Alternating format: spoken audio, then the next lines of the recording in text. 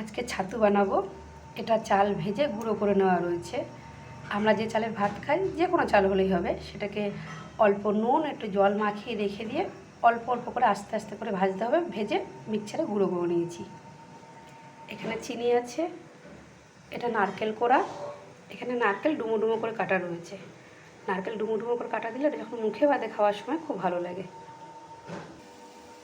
এখানে কিছুটা জল গরম করতে দিয়েছি, জলটা ফুটছে। এবার আমি একে একে করে নারকেল কুচিগুলো দিয়ে দিলাম।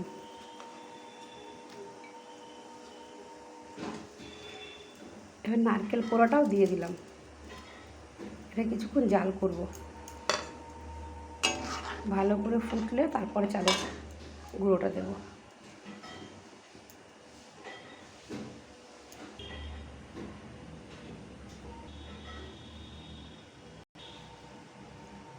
ভালো করে ফুটেছে, এবার চিনিটা দিয়ে দেব। আমি যেহেতু মিষ্টি কম খাই আমরা, তাই একটু কম দিলাম। যে যেরকম মিষ্টি খাবে সে সেরকম মিষ্টি দেবে। সামান্য নুন দিয়ে দিলাম। ভালো করে একটু নেড়ে নেব। একটা স্টিলের থালায় সামান্য একটু তেল মাখিয়ে নেব।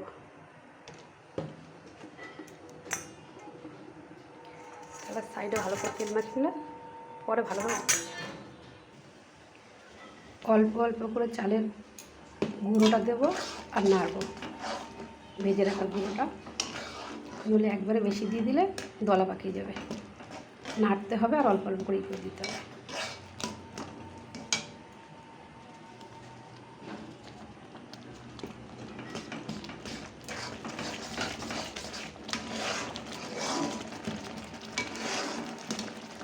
গ্যাসের একটু আস্তে করে দিতে হবে, নইলে জল ফুটছে।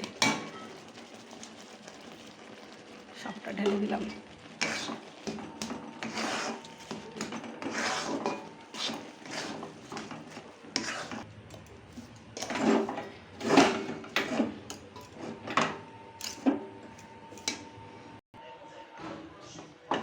যে থাকাটা তেল মাখিয়ে দিয়েছিলাম ওই থাকাটা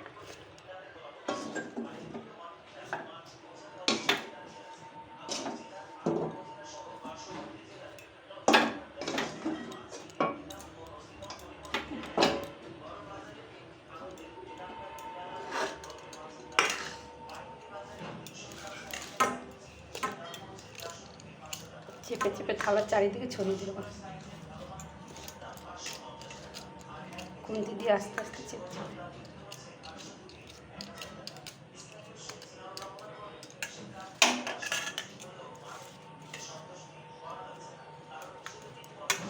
চেপে চেপে আস্তে প্লেন করে নেব।